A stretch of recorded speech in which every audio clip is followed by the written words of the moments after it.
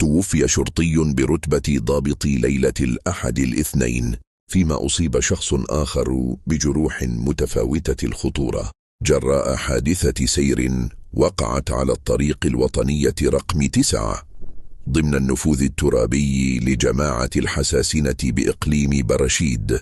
وحسب المتداول فإن الحادث نجم عن اصطدام قوي بين 3 مركبات، من بينها سيارة خفيفة كان يستقلها الشرطي أثناء عودته من عطلة لاستئناف عمله.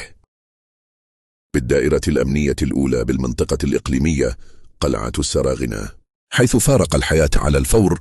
وعقب الحادث انتقلت عناصر الدرك الملكي بالمركز الترابي ببرشيد وممثل السلطة المحلية بجماعة الحساسنة إلى مكان الاصطدام، الذي شمل سيارتين وحافلة لنقل المستخدمين. وتم توجيه المصابين إلى مستشفى ببرشيد، حيث توفي رجل الأمن متأثرا بإصاباته، فيما يتلقى المصاب الثاني العلاجات الضرورية.